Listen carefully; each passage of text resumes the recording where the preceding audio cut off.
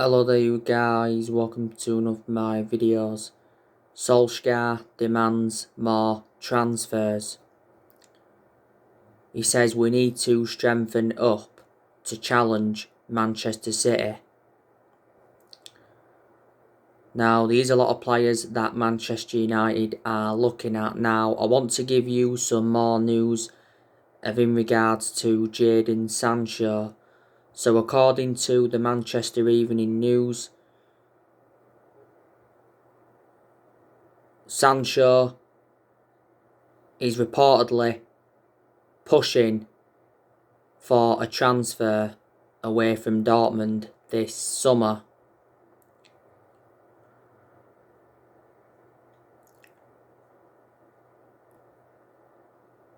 It recently said that Man United are ready to offer £78 million for Jadon Sancho, and we want to complete a deal before the European Championship. He said a few weeks ago that Borussia Dortmund had lowered their asking price for Sancho. Says they want around £78 million, and Borussia Dortmund confirmed that they've got a gentleman's agreement with Sancho over the possible transfer. Jadon Sancho recently admitted that he's unsure where his future lies. Sancho's preference would be to leave Dortmund and go to a team playing in the Champions League. Fabrizio Romano said not so long ago that Sancho would be 100% happy to join Man United this summer, because he did mention that Sancho was keen on a move to Man United last summer. We've already spoke with Jadon Sancho's representatives over a potential move. Now earlier on this season, Borussia Dortmund admitted that they'll sell Sancho for the right price this summer. And Borussia Dortmund's CEO did reveal that the club will discuss exceptional offers for Sancho. But a few clubs are in for him. Bayern Munich have recently entered the race. Liverpool are now back in for him. And Chelsea are also interested in him. Now last summer, Jadon Sancho was our number one priority target. Sancho to Man United last summer was extremely close because the personal terms had been agreed, the agent fees had been agreed, and the contract had been agreed. But the reason we didn't get him is because we was reluctant to meet Borussia Dortmund's 108 million valuation, who was only willing to pay so much up front.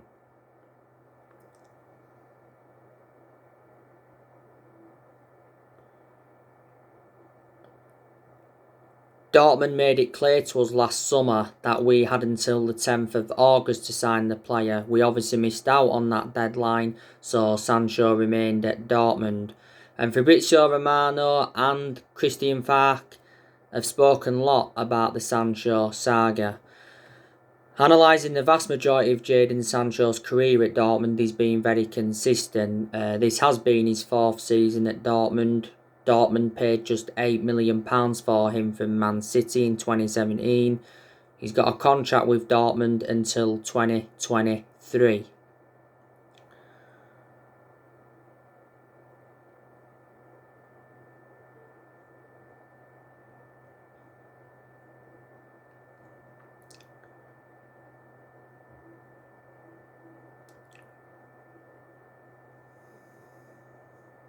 So there you go. He recently said we was looking at Kingsley Coman as an alternative to Sancho. Now I want to talk with you a bit more about Harry Kane. So Man United are still very interested in signing Harry Kane. It recently said he's open to a move to Barcelona. Harry Kane is ready to ask Tottenham to listen to transfer offers this summer. It recently said the Glazers are planning to sanction a £90 million bid, I'm very, very sceptical that £90 million will be enough to convince Tottenham to offload him. Daniel Levy, the Tottenham chairman, said not so long ago that Tottenham will only consider offers for Harry Kane starting at £125 million.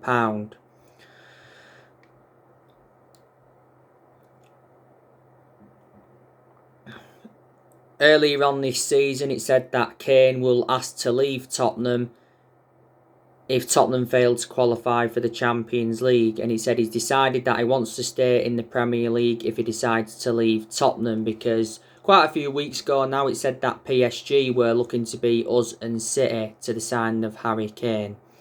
A few weeks ago, Kane come out and said that he wants to win team trophies.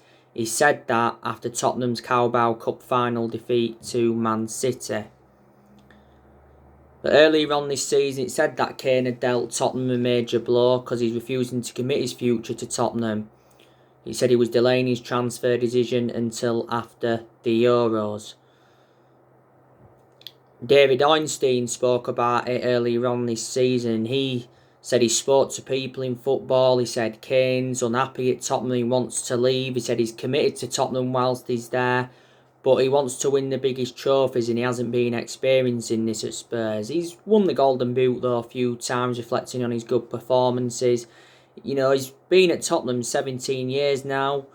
He's been in their senior squad since 2009. He's got a contract with Tottenham until 2024. He's had loan spells before with Leyton Orient, Millwall, Norwich and Leicester. You know, Kane is regarded as one of the best strikers in the world.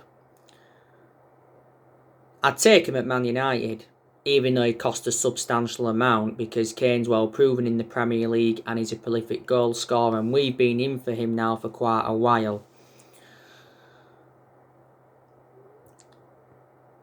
Yesterday, I gave you the news on Tom Heaton from Aston Villa.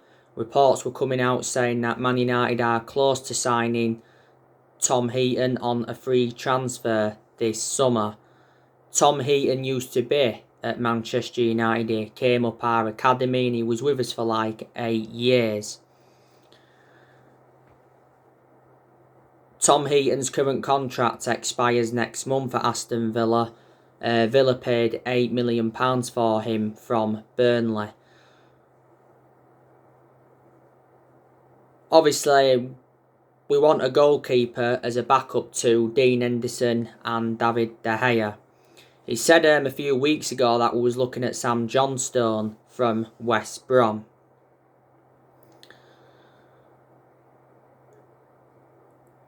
In the summer transfer window, I'm expecting Man United to make around 3 or 4 signings, maybe even 5 signings, and I've already identified the areas in the squad where we need to strengthen up. Solskjaer did warn earlier on this season that we may not do business as usual due to the pandemic, but he said he's interested in bringing in players that will be a perfect fit for the club. He did mention as well, Solskjaer, that he wants to keep transfer dealings quiet. The summer transfer window will be Solskjaer's 5th transfer window as permanent Man United manager, and Solskjaer is aware of how big the summer transfer window is going to be for himself and Manchester United in general. Solskjaer's made it clear that he wants good backing, and I'm expecting him to get the backing he deserves, because we've got John Murtough, he's our director of football, we've got Darren Fletcher, he's our technical director, and we've got Matt Judge. And Matt Judge has been part of the club for a while.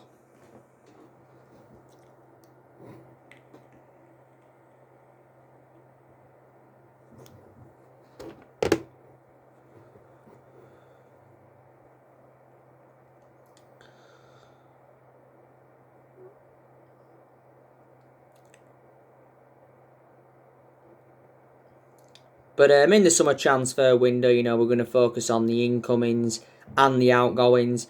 Quite a few players are going to leave Man United in the summer transfer window, so in that aspect we'll generate money and it will help us with our rebuilding process. I think there's a good chance that we're going to offload David De Gea. Solskjaer recently said he can't reassure that De Gea will retain his place in the Europa League final. I reckon De Gea's now had his years at Manchester United. He's endured like 10 years at the club, so he's been a long servant. I reckon he's had like 8 good years out of the 10 years he's been with us, because in the last couple of years he has been a liability, reflecting on the calamitous mistakes he's made. But a few years ago, De Gea was regarded as the best goalkeeper in the world. He's won everything domestically at the football club, and he's made over 500 appearances in all competitions. David De Gea was obviously in goal for the game against Leicester yesterday. That was his first starting goal in the Premier League since February the 28th. And that was against Chelsea, that game on February the 28th, which was earlier on this year. So obviously De Gea is now our second choice and Dean Henderson is our number one. He said earlier on this season, though, that De Gea had made his transfer decision. It said he's preparing to leave Man United, and Man United are set to pay off his huge contract. De Gea has 2 years left on his current contract and he's on 375 grand a week. Said earlier on this season we'd set the price for De Gea, it's £50 million. Jose Mourinho wants De Gea at Roma. But I said there's a good chance De Gea will go back to Spain. Romero, I think we should also offload him because he doesn't get in our team. He's like our third or fourth choice goalkeeper now. We got Romero in 2015 from Sampdoria on a free. So Romero's been at the club now over 5 years. We recommended him in under the Louis van Gaal era. Most of Romero's appearances have come in the cup games, haven't they? Phil Jones, I'm also expecting us to offload him. Jones doesn't get in our 11. He's always been inconsistent, and plus he's out with injury. He's been out with injury now over the year. Jones is the only outfield player that's still here from the Ferguson era. This has been Phil Jones' 10th season at Man United, so he's been a long servant. Brandon Williams, I think we need to loan him out. It will be very beneficial because Brandon Williams doesn't really get in our team, does he? He's our third choice left back. Did play quite a lot of games last season. That's only because Luke Shaw had a couple of periods out with injury. Williams played yesterday though against Leicester. He started at right back and he's nowhere near effective on the right than he is on the left. Williams is still young. He's got a lot of development in him. At the start of this season, we're giving that number 33 shirt. Alex Telles, do you think we should offload him in the summer transfer window because he's not getting enough opportunities at Manchester United? Telles has played nowhere near as much as I expected. When we got Telles last summer, I expected him to be our first choice left back immediately.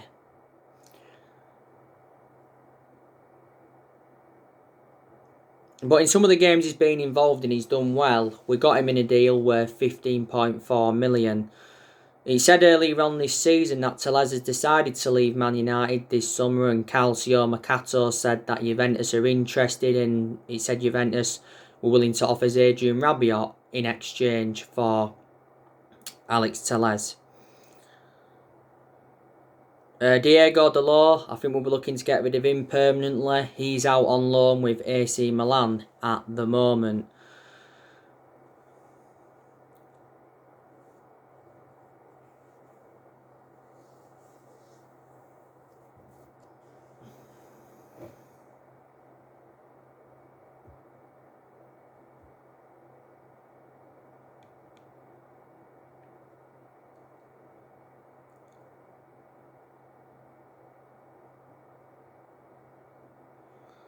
Axel Tuanzebe, I think we should offload him because he doesn't really get in our 11. He did play yesterday against Leicester.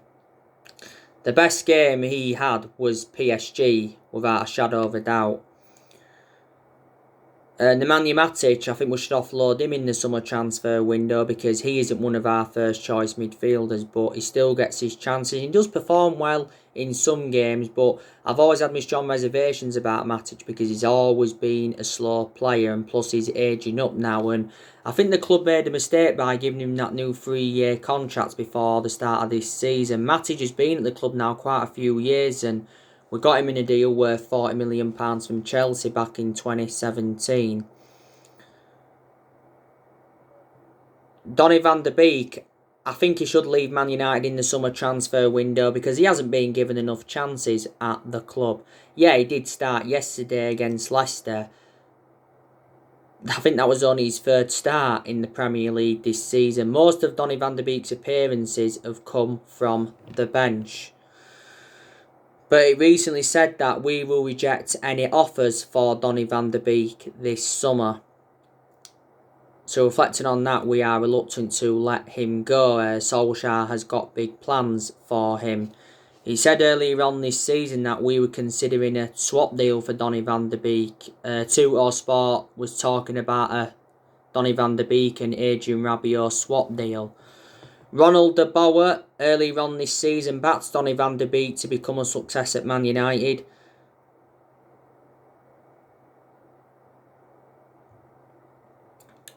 And he said he still felt loved at the club despite his lack of game time. Earlier on this season, it said that Van de Beek wanted to hold showdown talks with Ed Woodward regarding his future, and said earlier on this season as well that Van de Beek wanted to quit Man United after 1 season due to his lack of game time. He is a good player though. He's versatile. Yesterday we played him in a familiar position. We got Donny van de Beek in a deal worth £40 million from Ajax last summer. Juan Mata, I think we should offload him. He doesn't really get in our 11. Yeah, he did play yesterday though. Obviously he was playing in that number 10 role. Juan Mata's current contract expires in June. There is an option to trigger his contract for a further year. Juan Mata's had a good career at Manchester United. He's been at the club now, is it 7 year? He's made over 200 appearances for us in all competitions and he's scored 50 goals. We got Juan Mata in a deal worth £40 million from Chelsea back in 2014. And a lot of United fans are saying that we need to offload Anthony Martial because he's no longer good enough to represent the club and he has been out of form for the vast majority of this season. So there you go. But a lot of players will stay at Man United in the summer transfer window, and I reckon there's quite a few players that have got long-term futures at the club. On my next video, I will be giving you the preview for the Man United-Liverpool game.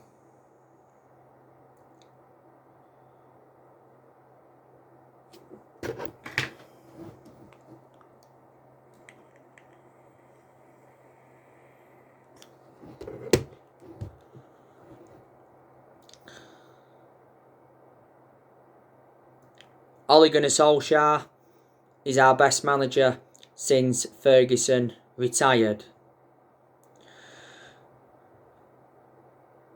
There's a lot of positives regarding Solskjaer.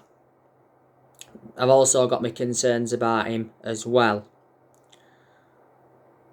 And I hope Solskjaer's got a long-term future at Manchester United. I still don't think though he is the long-term manager for Man United, but I hope I'm proven wrong. A lot of United fans are Ole Gunnar Solskjaer in and they believe that he needs more time at the club. Obviously a lot of United fans as well have been demanding Ole Gunnar Solskjaer out. Obviously they've got their reasons behind it. I think Solskjaer's got just under a year left on his current 3-year contract, but earlier on this season it said that Solskjaer agreed a new 3-year contract worth 30 million. It's likely to be 2 years with an option of an extra one. Solskjaer knows how imperative it is to get his first trophy on the board as Man United manager. We've got a very good chance of winning the Europa League. You know, we are into the Europa League final. We play Villarreal. It's Ole Gunnar Solskjaer's first major final as Man United manager, and it's our 8th European final. We haven't won a trophy since 2017. Solskjaer said the other month that winning trophies can be an ego thing. We are guaranteed Champions League football for next season, so that's good from our perspective, because Everton recently beat West Ham 1-0. We'll probably finish second in the league despite the 2-1 loss to Leicester recently. I weren't too disappointed with the loss to Leicester because, Solskjaer rotated the squad heavily and he was expected to rotate the squad, because obviously with the fixture congestion.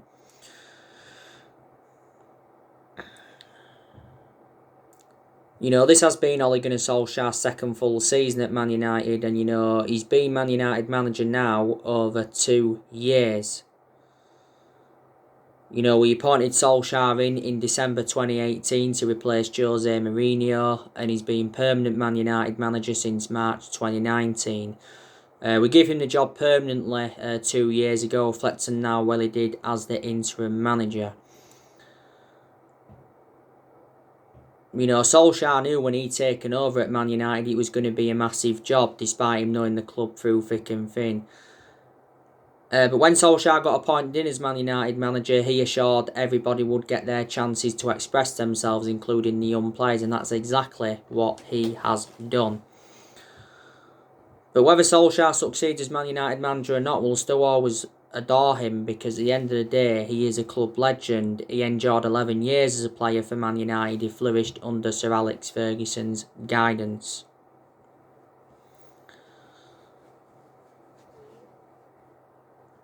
And reflecting how long he's been with us, he's gained some managerial experience. Ole is inheriting players from other managerial eras. Solskjaer has spent almost £300 million at Manchester United so far, and so far he's endured 4 transfer windows. Solskjaer's got rid of a lot of players since he's come in as well. He's done well in a lot of aspects this season. He did well last season in his first full season at the club. We've enjoyed very good periods under him where we have seen consistency. We've got a very good away record in the Premier League. We are unbeaten in our last 25 Premier League away games. We've been far better away from home than we have been at home. And I like the way that Solskjaer has promoted the youth.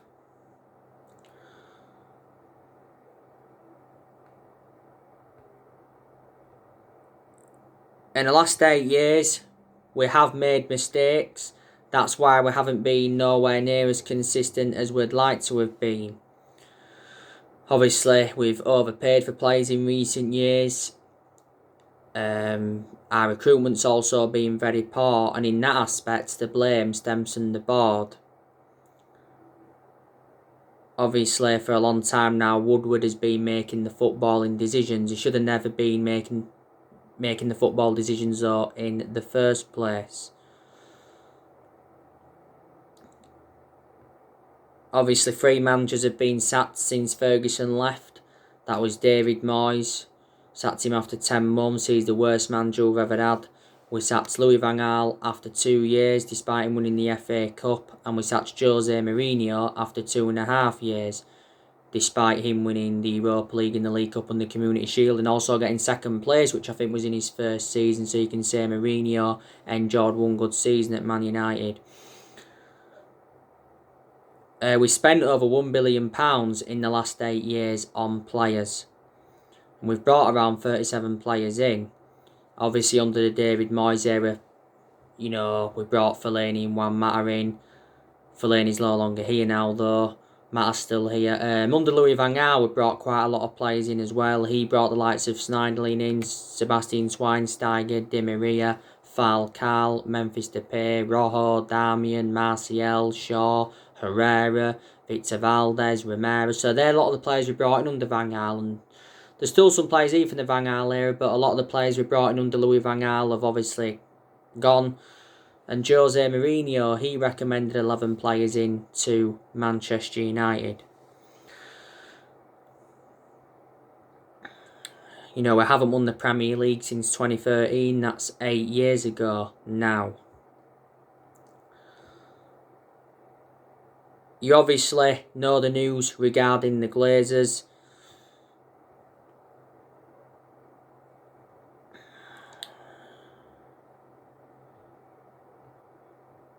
Man United fans are planning a second protest at Old Trafford against the Glazers. Will the Old Trafford protests force the Glazers out of the club?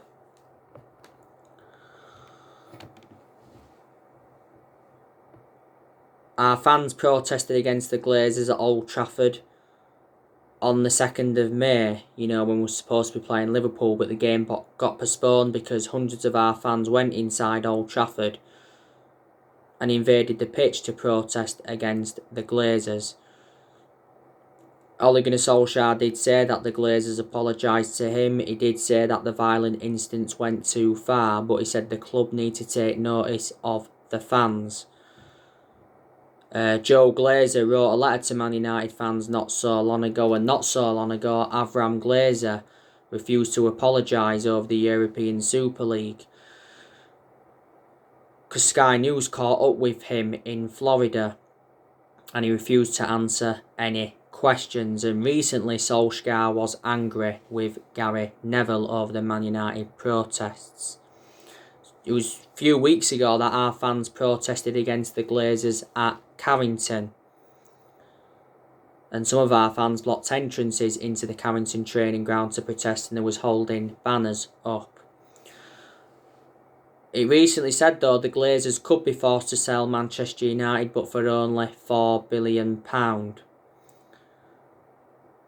And it said before that the Glazers have got no intentions of selling the club despite the protesting.